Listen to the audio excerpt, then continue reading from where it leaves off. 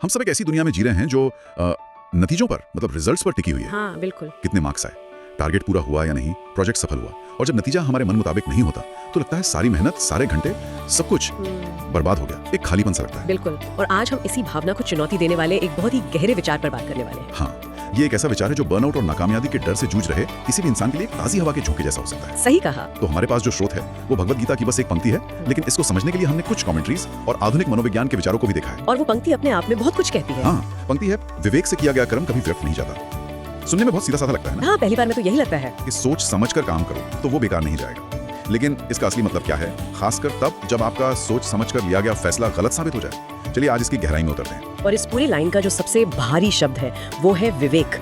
मेरे ख्याल से सारी बात वहीं से शुरू होती है। हाँ, मैं भी वहीं आ रहा था। आमतौर पर विवेक का मतलब हम बुद्धिमानी या क्लेवरनेस समझ लेते हैं कि स्मार्ट तरीके से स्ट्रैटेजी बनाकर काम करो।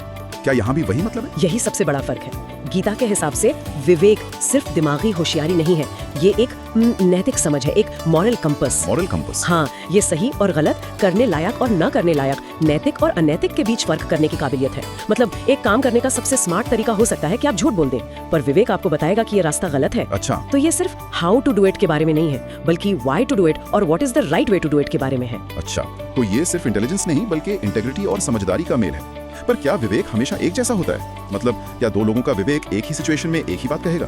ये बहुत अच्छा सवाल है और यहीं पर ये विचार और भी गहरा हो जाता है। गीता में विवेक को भी 3 गुणों के आधार पर बांटा गया है, सात्विक, राजसिक और तामसिक। ओके। सात्विक विवेक वो है जो बिना किसी स्वार्थ के साफ मन से सही गलत का फैसला करता है। राजसिक विवेक में स्वार्थ और फल की इच्छा मिली होती है, वो सही गलत को अपने फायदे के चश्मे से देखता है। और तामसिक?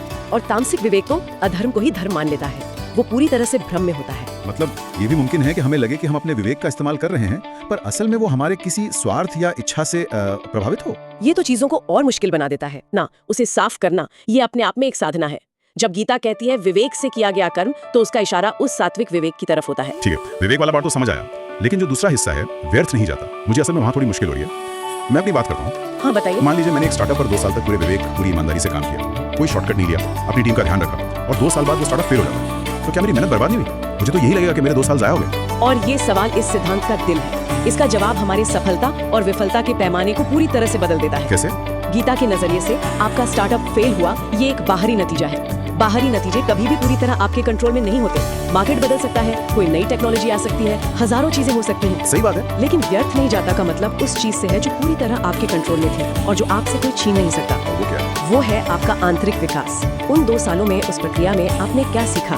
आपने टीम को लीड करना सीखा, दबाव झेलना सीखा, अनुशासन सीखा, आपने अपने चरित्र को मजबूत बनाया। ये जो अंदरूनी कमाई है, ये आपके व्यक्तित्व का हिस्सा बन गई। ये कभी व्यर्थ या बर्बाद नहीं हो सकती। बाहरी सफलता तो रेत पर बनी लकीर की तरह है जो मिट सकती है, लेकिन ये आंतरिक विकास पत्थर पर बनी लकीर है, ये आपके साथ हमेशा रहेगा। तो ये एक तरह से प्रोसेस माइंडसेट और आउटकम माइंडसेट के बीच का बात है। बिल्कुल सही पकड़ा आपने। और ये सिद्धांत हमें प्रोसेस माइंडसेट की तरफ ले जाता है, जहाँ प्रक्रिया और उसमें हुई लर्निंग ज्यादा जरूरी है। बिल्कुल। एक छात्र का उदाहरण लेते हैं। एक छात्र सिर्फ अच्छे नंबर लाने के लिए पढ़ता है, ये हुआ आउटकम माइंडसेट। अगर नंबर नहीं आए तो उसे लगेगा सब बेकार हो गया। दूसरा छात्र ज्ञान हासिल करने के लिए पढ़ता है, यह है प्रोसेस माइंडसेट। समझ गया। परीक्षा के बाद चाहे उसके नंबर कम भी आए, उसने जो ज्ञान और समझ हासिल की है वो तो उसके पास ही है, उसका प्रयास व्यर्थ नहीं गया। वो ज्ञान उसके जीवन को बेहतर बनाएगा, भले ही उसकी मार्कशीट पर वो न दिखे।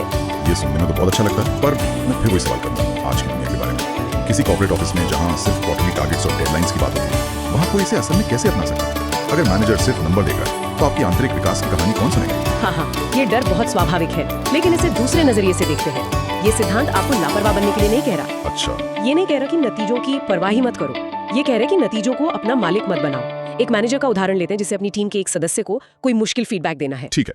आउटकम फोकस्ड मैनेजर सोचेगा, बस इसे बता दूं कि इसका काम खराब है ताकि टारगेट पूरा हो। वो शायद सबके सामने रूखेपन से बोल दे। नतीजा हो सकता है वो कर्मचारी डर के मारे कुछ दिन ठीक काम करे, लेकिन लंबे समय में उसका आत्मविश्वास टूट जाएगा और मैनेजर के प्रति सम्मान भी खत्म हो जाएगा। बिल्कुल। अब विवेक केंद्रित मैनेजर को देखते हैं। वो सोचेगा मेरा इरादा इस इंसान की मदद करना है, उसे नीचा दिखाना नहीं। सही समय क्या होगा? अकेले में बात करनी चाहिए। मेरे शब्द क्या होने चाहिए जिससे उसे अपनी गलती भी समझ आए और वो अपमानित भी महसूस न करे। समझ गया। वो प्रक्रिया पर ध्यान दे रहा है, सही इरादा, सही समय, सही शब्द। एग्जैक्टली। अब हो सकता है कि सच्चे फीडबैक के बाद भी वो कर्मचारी तुरंत ना सुधरे, बाहरी नतीजा शायद तुरंत ना मिले, लेकिन मैनेजर ने क्या कमाया? उसने अपनी टीम के सदस्य का भरोसा जीता। हाँ। उसने एक बेहतर लीडर के तौर पर खुद को विकसित किया। उसने एक सकारात्मक माहौल बनाया। उसका ये विवेकपूर्ण कर्म व्यर्थ नहीं गया। ये लंबे समय में उस टीम को ज्यादा मजबूत बनाएगा। तो ये अव्यवहारिक नहीं है, बल्कि ये शॉर्ट टर्म सोच से लॉन्ग टर्म सोच की तरफ एक बदलाव है। यहाँ पर चीजें वाकई दिलचस्प हो जाती हैं। कैसे? मतलब ये कि जब आप प्रक्रिया को सही रखते हैं तो अच्छे नतीजों की संभावना अपने आप बढ़ जाती है, और अगर नतीजा अच्छा न भी आए तो भी आपने कुछ ऐसा कमाया है जो उससे कहीं ज्यादा कीमती है। ये तो असफलता के डर को ही खत्म कर देता है। बिल्कुल, हमारे जीवन का ज्यादातर तनाव और चिंता इसी डर से आते हैं कि अगर मैं फेल हो गया तो। हाँ, ये तो है। जब आप इस विचार को दिल से अपना लेते हैं कि नेक इरादे और सही कोशिश कभी बेकार नहीं जाती, तो आप उस डर से आजाद हो जाते हैं। आप प्रयोग करने से नहीं डरते, आप नैतिक जोखिम उठाने से नहीं डरते। इससे तो जीवन में एक अलग तरह की शांति और संतुष्टि आ सकती है। आपकी खुशी बाहरी सफलताओं या असफलताओं की मोहताज नहीं रहती, बल्कि आपके अपने कर्मों की गुणवत्ता पर निर्भर करने लगती है। तो अगर हमें इस पूरी चर्चा को समेटना हो तो इसका निचोड़ क्या होगा? निचोड़ ये है कि गीता का ये सिद्धांत हमारे जीवन का एक तरह का जीपीएस है। ये हमें क्या मिलेगा की चिंता से निकालकर मैं क्या बन रहा हूँ की यात्रा पर ले जाता है। मैं क्या बन रहा हूँ? ये सिखाता है कि किसी भी काम की असली कीमत उसके नतीजे में नहीं, बल्कि उसे करने के पीछे की नियत, समझ और नैतिकता में है। जब आप अपने हर काम में विवेक को शामिल करते हैं तो आपका हर काम एक अभ्यास बन जाता है। आपका जीवन सिर्फ सफलताओं और असफलताओं की लिस्ट नहीं रह जाता, बल्कि एक सार्थक सफर बन जाता है। वाह, आज हमने गीता के एक छोटे से वाक्य में छिपे इतने गहरे मतलब को समझा। मुख्य बात यही है कि जब हम अपने कामों में विवेक और सजगता को शामिल करते हैं तो कुछ भी व्यर्थ नहीं जाता। हर अनुभव, चाहे वो मीठा हो या कड़वा, हमारे विकास की कहानी का एक जरूरी हिस्सा बन जाता है। ये वाकई सोच का एक बहुत आजाद करने वाला तरीका है। बिल्कुल, और इसी सोच को आगे बढ़ाते हुए अब हम उस सवाल पर आते हैं जो इस सिद्धांत को उसकी असली परीक्षा में डालता है। ठीक है, मैं तैयार। हमने ये तो मान लिया कि विवेकपूर्ण कर्म व्यर्थ नहीं जाता, लेकिन तब क्या होता है जब दो अलग अलग लोग अपने पूरे विवेक और अपनी पूरी नैतिक समझ का इस्तेमाल करते हुए किसी एक ही स्थिति में दो बिल्कुल विपरीत निर्णय लेते हैं? ओह, ये तो मुश्किल है। उदाहरण के लिए, एक कंपनी मुश्किल में है। एक सीईओ अपने विवेक का इस्तेमाल कर फैसला लेता है कि 100 लोगों को नौकरी से निकालना ही कंपनी को बचाने का एकमात्र नैतिक रास्ता है, ताकि बाकी 900 लोगों की नौकरियां बची रहें। दूसरा सीईओ उसी स्थिति में अपने विवेक से फैसला लेता है कि एक भी इंसान को निकालना अनैतिक है और वो कंपनी को बचाने के लिए कोई और रास्ता खोजेगा, भले ही उसमें जोखिम ज्यादा हो। दोनों का इरादा नेक है, दोनों की प्रक्रिया विवेकपूर्ण है, पर उनके रास्ते एकदम अलग हैं। तब उस कर्म का असली मूल्य कहाँ और किस में है? ये बहुत ही मुश्किल सवाल है, क्योंकि यहाँ कोई एक सही जवाब नहीं है। दोनों ही अपने अपने विवेक के हिसाब से सही काम कर रहे हैं। तो क्या दोनों के कर्म व्यर्थ नहीं जाएंगे? मेरे ख्याल से हाँ, और यही ये सिद्धांत और भी गहरा हो जाता है। शायद ये हमें सिखाता है कि विवेक का मतलब हमेशा एक सार्वभौमिक यूनिवर्सल सही जवाब खोजना नहीं है। तो फिर क्या है? इसका मतलब है दी गई परिस्थितियों में अपनी पूरी क्षमता और ईमानदारी के साथ सबसे नैतिक रास्ता चुनने की कोशिश करना। पहले सीईओ ने जो आंतरिक विकास किया वो मुश्किल फैसला लेने की हिम्मत और जिम्मेदारी में था।